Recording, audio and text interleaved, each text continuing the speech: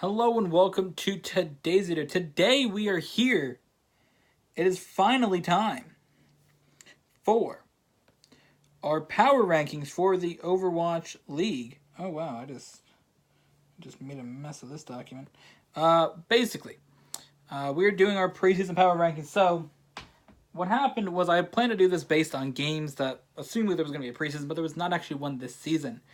So I've assembled a list based on my knowledge of new rosters, which isn't much, my knowledge of the changed rosters, and for the 12 existing teams, their performance in the previous season, to form this list here for you guys for our Overwatch League preseason power rankings 2019. So to start, we're going to start from 20, go to number 1. There's not really much we're going to base off of. Probably take a minute for each team. Pretty simple. But just so you guys know, on February 18th, on that Monday, we will be back with our power ranking videos. We will have for you guys stage 1, week 1. We'll wrap it up for you guys there. I'll just show everybody what we're doing this season. Same as last year. I have a document here in my notes on my iPad. It's also like this so I can change on my phone or on my computer. Whatever one I feel like changing it on, we will do. So we have preseason there. The other thing, there'll be no tweet this year about it.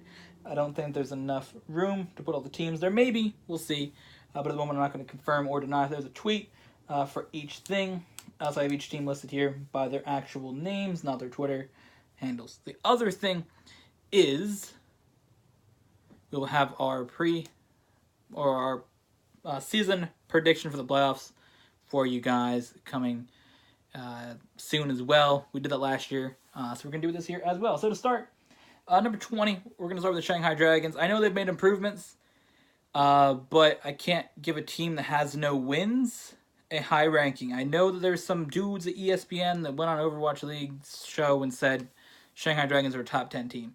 I'm not confident saying that they're going to be a top 10 team, knowing that the top 8 teams on this list are for the playoffs. I cannot put them in top 10.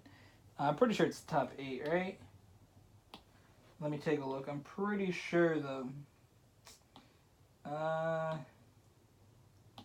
Where's my thing? I had it. Oh, there it is. Yeah, it's the top 8 teams. So I can't put the...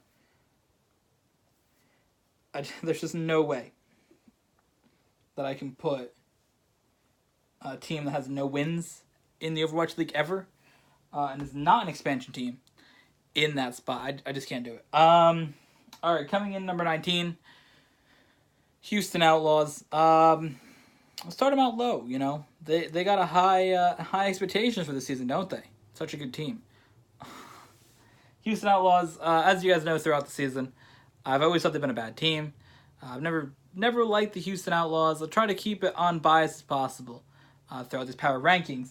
But I just don't like the Houston Outlaws, and I don't think they're a good roster. If they were a good roster, I'd give them credit.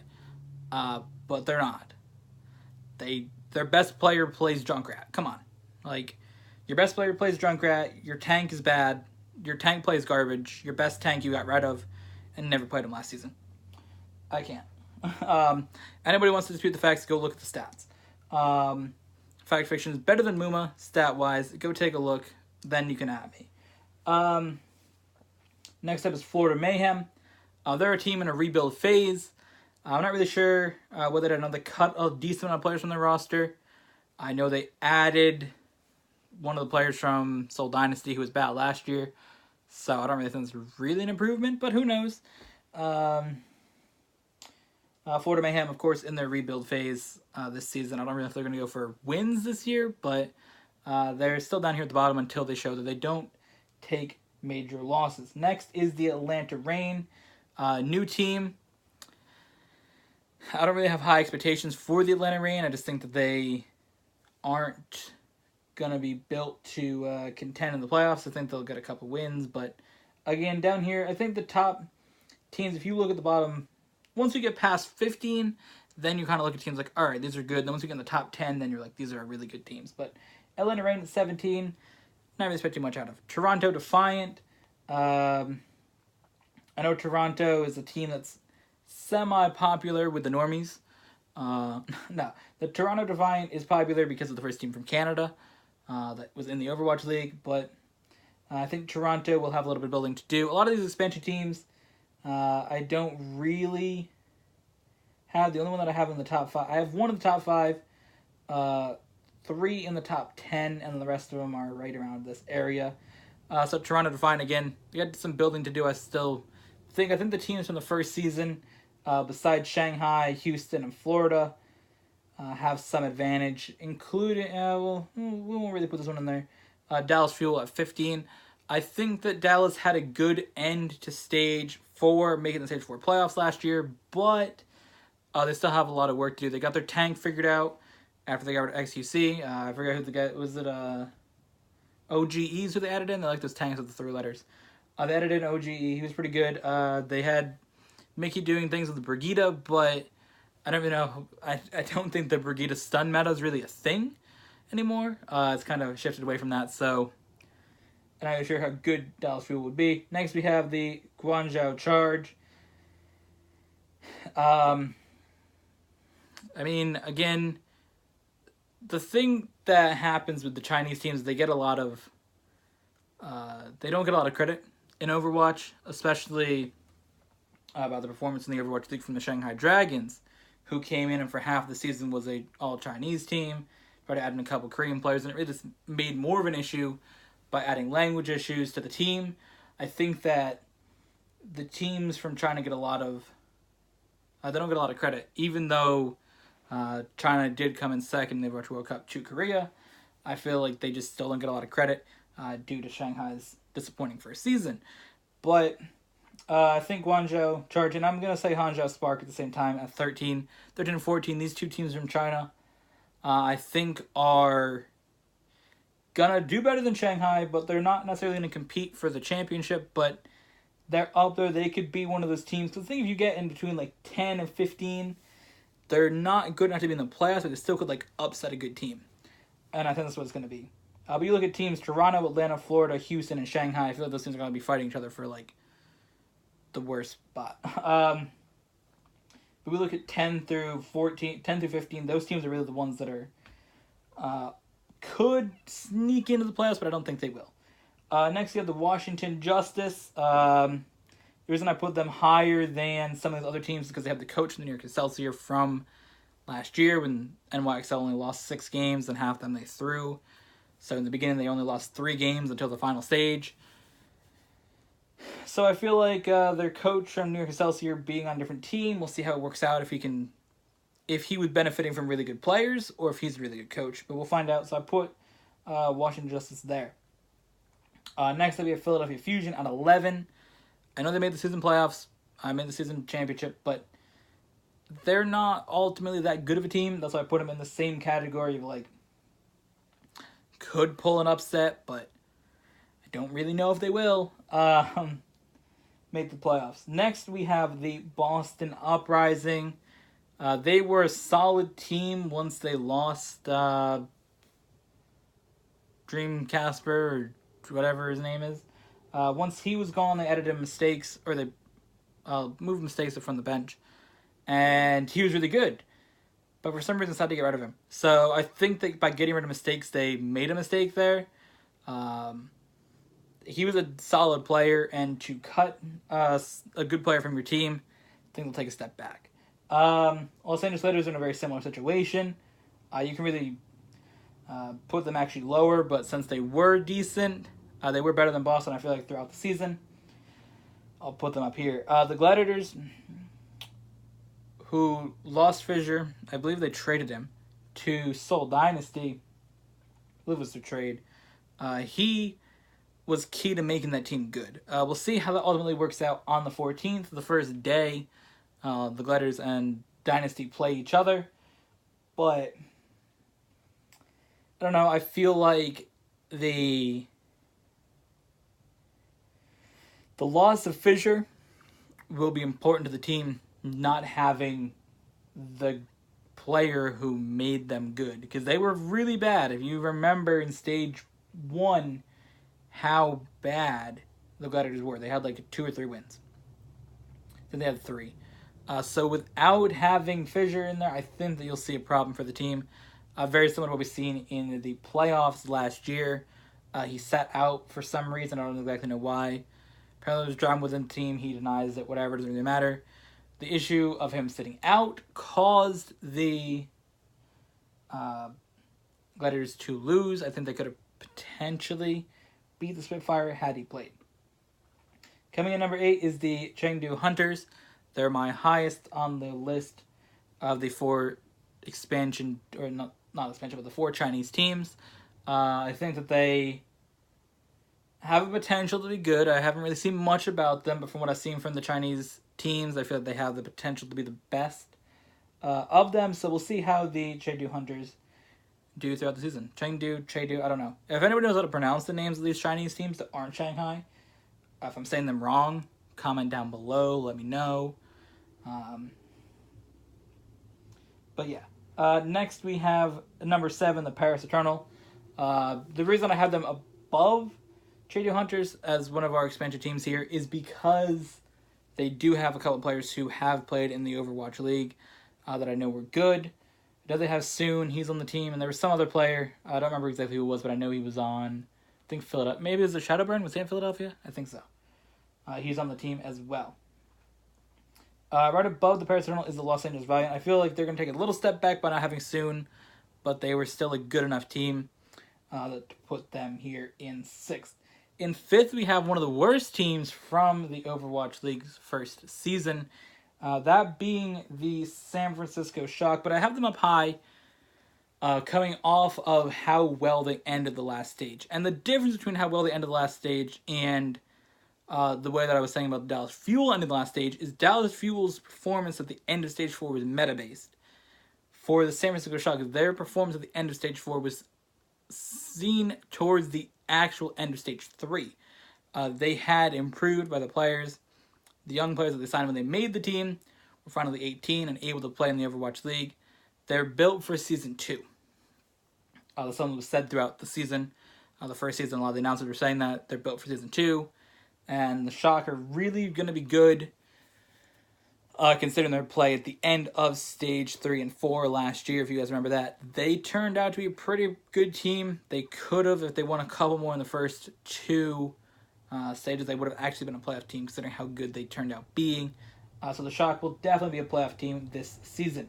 Coming in number 4 is our highest ranked expansion team. And if you can't tell one similarity between the top 4 teams, I'll try to keep this as realistic as it could be. And there is a slight bias towards teams that have all Korean players here, but those are also the best teams. So the top 4 teams all have all Korean rosters. We're going to take a look here. Number 4 is the Vancouver Titans, the highest ranked expansion team. Just to let you guys know where expansion teams ranked. Vancouver was 4th. Paris was 7th. Chengdu was 8th. Washington D.C. was 12. Hangzhou 13. Guangzhou 14. Toronto 16 and Atlanta 17. But for Vancouver, I think they're going to be a good team. Their roster coming from being the Season 2 2018 Contenders Korea champions from Runaway, the team that actually beat the Overwatch World Cup champion South Korean team from this year. They beat them in a practice match to warm up for the World Cup. So they are a very, very good team. The reason I have them ranked 4th and not higher is the 3 teams above them have experience. Majority of the players on these teams above them do have that on stage in the Overwatch League experience. Of course, these players have the stage experience from Contenders, but it's a little bit different when you're playing Contenders other than the Overwatch League. There's just more to it. The Contenders, it's a smaller stadium, a smaller arena, and they were also from one of the more popular teams. So, to be in a place, in a country that the players probably haven't played in America, I'm assuming that as a roster. Well, I know it was a roster that played in America. I don't know like specifically which player has been to America and which hasn't. But there's a good chance that a lot of these players probably hadn't been to America and played on stage. So there's a lot of things happening, probably there mentally for the players. You know, you arrive and you're going to live in a place that you haven't, like, even if you traveled, living in a different country is a lot different than traveling to a different country. So, you know, you're going to live in this different country for 6 months away from everything you know. And then, you know, you have that pressure of being on the stage for the first time at the beginning of the season. But I think that they'll get over that and they will turn out to be one of the best teams in the Overwatch League. The Vancouver Titans will. I'm just confident that they will overcome the new country and the pressure of being on the stage like a lot of these players did in the first season. They'll overcome that. But the reason that I had them in fourth is because they don't have the on-stage experience that the first three teams on my list do. But Vancouver Titans will be a very good team, and I'm excited to watch them. They're one of the teams that I will definitely be watching and rooting for throughout the season, along with the other three teams on the list. Coming in number 3 is my favorite team in the Overwatch League, the Seoul Dynasty. Seoul Dynasty, I know people are going to be like, oh, you put your favorite team in the top 3. And people are going to be like, oh, you put the all-Korean teams that everybody was hyping up last season in the top 3. But the thing is, were they really bad? Now, I know Seoul Dynasty didn't make the playoffs. I know New York Excelsior had issues in the playoffs. I know London Spitfire had issues throughout the regular season. They were able to overcome it and win the championship. People think the teams are more vulnerable than they thought before. But I feel that now 4 all-Korean teams will be the best teams throughout the league. They will be the top teams for people to try to beat, top teams to try to take down, and top teams at the top of the rankings throughout the season. My reason for putting Seoul Dynasty back at top 3, where they were ranked at the beginning of last season, before their issues brought them down, and most people in their power rankings are underestimating Seoul Dynasty and putting them at the low top 10. Like, what really got me at the beginning of this, I told about how one person from ESPN went on an Overwatch League show and talked about the Shanghai Dragons. They put Shanghai Dragons above Seoul Dynasty. That got me big mad. Seoul Dynasty has many things that I know by following them on Twitter that they're working on, obviously, mechanically, getting some of the stuff figured out. They have Fissure on the team, so they got some of their tank things figured out. They got rid of some of the players who struggled last season, brought in some new players. And I think that ultimately they figured it out coaching-wise to get one coach and not have like 4. The other thing is really for the team just to focus on the goal of winning the championship. I know a lot of it seemed like it was going to come easy. Everybody's saying you're the best team. To come out and underperform, it's a goal to get back to being the best team that everybody thinks you're going to be in the first season. And another thing for them is being from the only team to represent Korea. Now, of course, there are multiple all-Korean teams. The only team that are from Korea themselves, location-wise, is the team name.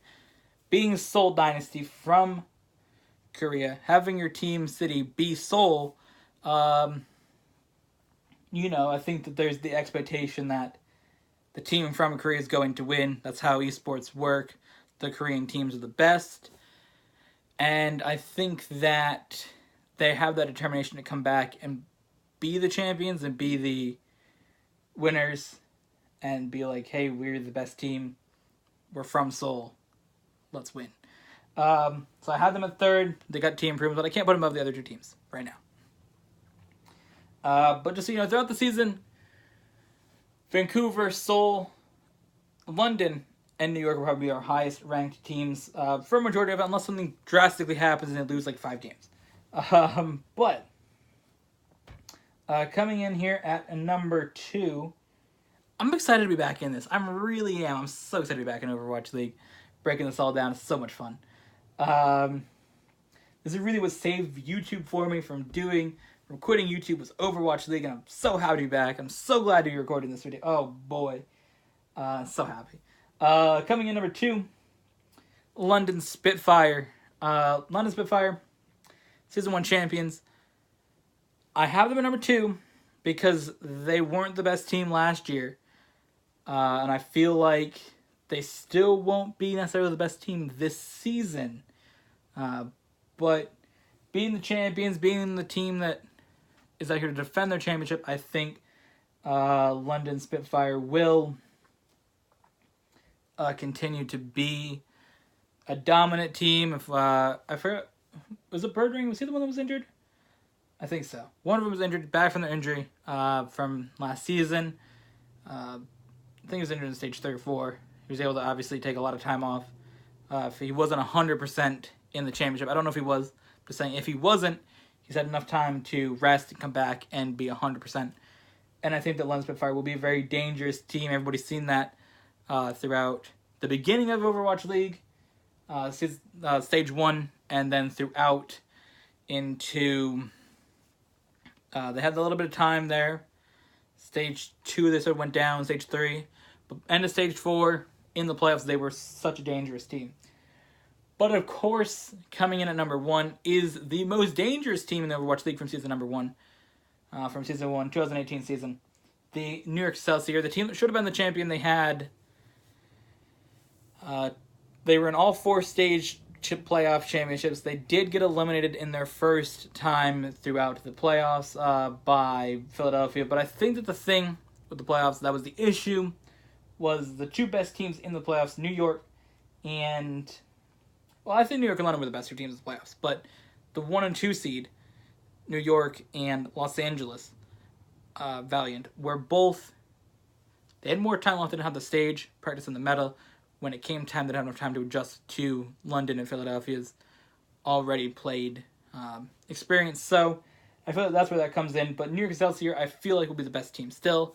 They did lose their coach, but I don't really think much else changed. Their main 5 or 6 core players did not change, and a majority of that roster, New York Excelsior, is the team that won for South Korea their 3rd Overwatch World Cup Championship. Again, I think most of them, I know that there's Fleto was on there. He was from Seoul Dynasty. And I think Carpe was on there from the Fusion. But I think most of their players, the healers, the tanks, they were definitely from New York. And then they also had a lot of they had Sabiobi and Libero, who were both also on the team, in the Incheon stage at least, and they were there. So most of the team is the New York Excelsior team. So, the World Cup champions and New York Excelsior, very, very similar roster. So we will see what happens, but that's my prediction now. We'll go back to the list really quick. Number 20, Shanghai Dragons. 19, Florida Outlaws. Houston Outlaws. Already looking at number 18. 18, Florida Mayhem. 17, Atlanta Reign. 16, Toronto Defiant. 15, Dallas Fuel. 14, Guangzhou Charge. 13, Hangzhou Spark. 12, Washington Justice. 11, Philadelphia Fusion. 10, Boston Uprising. 9, Los Angeles Letters. 8, Chengdu Hunters. 7, Paris Eternal. 6, Los Angeles Valiant. 5, San Francisco Shock. 4, Vancouver Titans. 3, Seoul Dynasty. 2, London Spitfire. And 1, New York Excelsior. So, hope you guys enjoyed our preseason power ranking video. If this one's 23 minutes, oh boy, the regular power ranking video throughout the season is going to be like 45 minutes. So I hope you guys enjoyed today's power ranking video. We'll be back on February 18th with our Season 2,